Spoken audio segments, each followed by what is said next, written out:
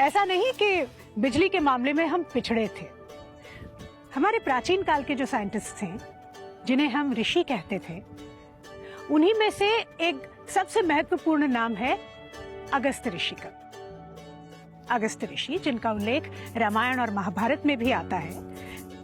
पर क्या आपको पता है कि प्राचीन काल में अगस्त्य ऋषि ने बिजली का आविष्कार किया था? आश्चर्य हो रहा है ना आपको सुन के? मुझे भी हुआ।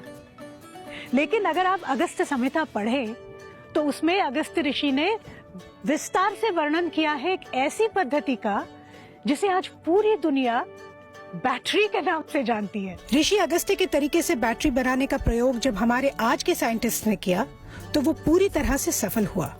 उज्जैन की प्रिंस लाइब्रेरी ने अगस्त्य संहिता को आज भी सुरक्षित रूप से रखा हुआ है।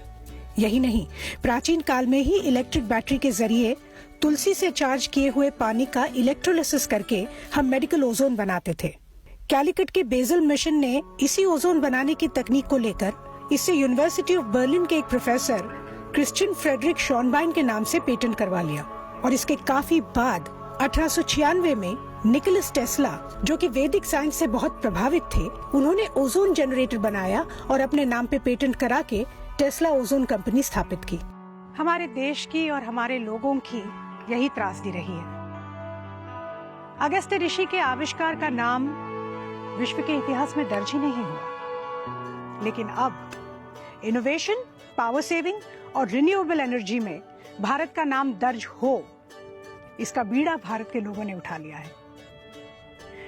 आपने अपने घरों में सुना ही होगा, अजी सुनते हो, जरा कमरे से आते हुए लाइट बंद करके आना। अरे बेटा, तुमने पंखा फिर से ऑन रख दिया। बिजली का बिल आएगा ना, तब बिजली की कीमत तुम्हें समझ में आएगी। बिजली बचाने की समस्या हमारे मध्य वर्गीय घरों में हमेशा बनी रहती है। लेकिन इसी समस्या का एक क्रांतिकारी जवाब है एलईडी बल्ब्स। एलईडी बल्ब्स में बिजली की खपत कम होती है, इसलिए इसमें पैसे की बचत होती है। ये आमतौर से ठंडे रहते हैं, इसमें ज्यादा गर्मी नहीं होती क्योंकि इसमें मर्क्यूरी यानी पारे का उपयोग नहीं होता।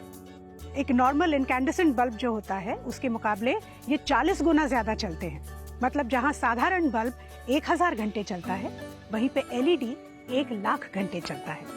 और सबसे बड़ी बात यह है कि एलईडी बल्ब्स अब सस्ते हो गए हैं। इससे हमारा तो फायदा है ही, साथ में पर्यावरण का भी फायदा है। एलईडी बल्ब्स पावर सेक्टर में एक बहुत बड़ी क्रांति है। विंड पावर के निर्माण में भारत आज चौथे स्थान पर है और विंड पावर भारत में निर्मित सभी ऊर्जाओं में से सबसे सस्ती भी है। क्लाइमेट चेंज की लड़ाई में भी भारत सबसे अग्रसर है और ये हमारे लोगों की मेहनत और लगन ही है कि रिन्यूएबल एनर्जी हमारे देश में प्रोड्यूस करने के लिए आज 300 इंटरनेशनल और डोमेस्टिक कंपनियां यहां समर्पित हैं। प्रकृति को सुरक्षित रखकर, मनुष्य को सुरक्षित रखकर ऊर्जा के निर्माण में पूरे विश्व को राह दिखाने के लिए अब भारत पूरी तरह से तैयार है।